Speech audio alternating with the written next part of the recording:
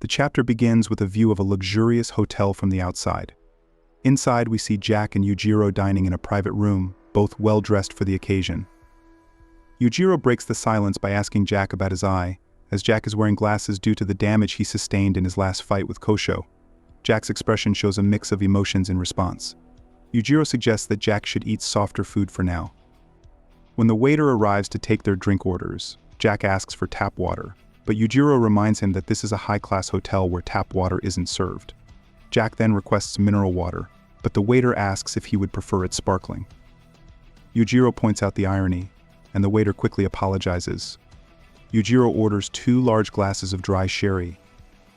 As the drinks arrive, Jack nervously raises his glass for a toast with Yujiro. Jack downs the entire glass in one gulp, prompting Yujiro to comment that he should calm down after all. It's not like it's his first sherry. Jack admits that it is, in fact, his first alcoholic drink, and that he found it delicious.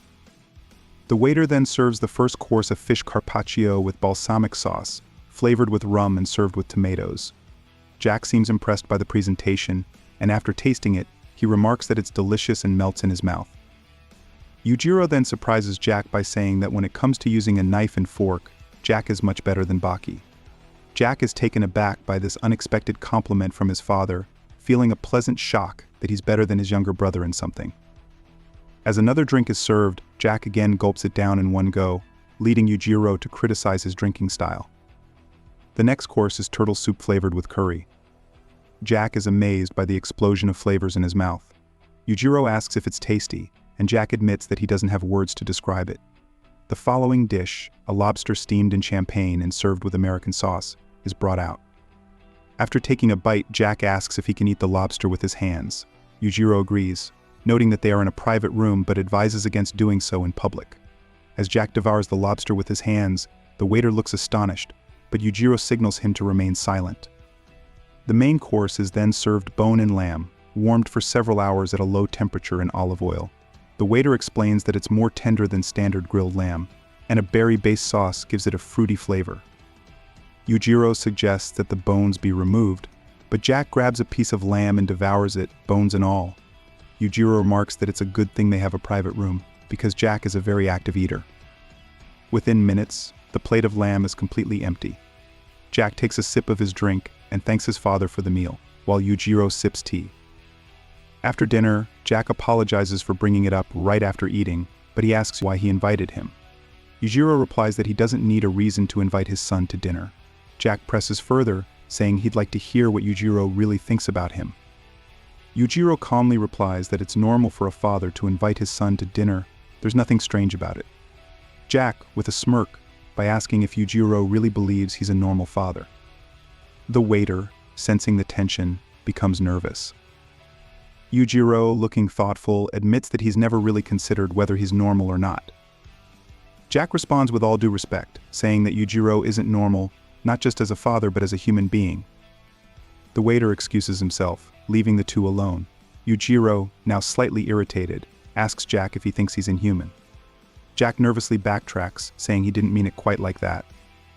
Yujiro, though slightly offended, lets it slide, noting that since Jack said it respectfully, he'll pardon the remark.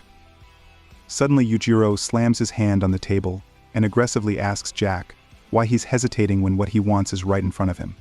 Jack, with a calm smile, asks if Yujiro is in a hurry for something. Both men stand up, and Jack taunts Yujiro, saying that he's the one who really wants something. The panel shows the physical difference between the two, with Jack towering over Yujiro. Yujiro, with his hair standing on end, accuses Jack of being drunk and says he's going to make him cry like a little baby. Jack retorts that it's Yujiro who's hesitating to make the first move. Yujiro's eyes show a flicker of rage, but instead of attacking, he bursts into laughter, unable to control himself. Even Jack is shocked by his father's reaction. Yujiro then orders Jack to stand straight, which Jack does without even realizing it. Yujiro suddenly makes his move, landing a powerful blow to Jack's lower back. Despite his best efforts, Jack can't help but cry out in pain. The waiter rushes in, alarmed by the loud thud, only to find Jack's face smashed into the glass. Yujiro casually dismisses it as nothing more than a family squabble. He asks the waiter, Nanaka, about the new window glass. and Nanaka nervously explains that it was replaced after Yujiro broke the previous one during an argument with Baki. Yujiro comments that he had intended to throw Jack out the window, but Nanaka points out that Jack wouldn't have survived the fall. Yujiro, with full aggression, says that's the problem of the person being thrown, not the one doing the throwing. Nanaka reluctantly agrees, but Yujiro insists that a guy like Jack wouldn't be killed by such a fall. Jack, with a laugh, remarks on the view, causing Yujiro and Nanaka to turn towards him. Jack smashes the glass with his fists, freeing his head, and says he's glad to hear his father express faith in his capabilities. Jack explains that if he had fallen from that height, it would be the pavement that lost out, not him. He then adds that he won't take any shortcuts today and will use the elevator like a normal person. Before leaving, he thanks his father for the invitation and compliments the meal. Outside, Jack looks up at the hotel and imagines himself falling from the top floor, realizing he would have completely destroyed the pavement. As he walks down the street, passers-by are shocked by his massive build, calling him huge. This chapter gives us a deep look into the complicated relationship between Jack and Yujiro, showing both the physical and emotional power struggles between them. Even though their interaction is intense and confrontational, there's a strange mutual respect between father and son, expressed in their own unique, often harsh ways.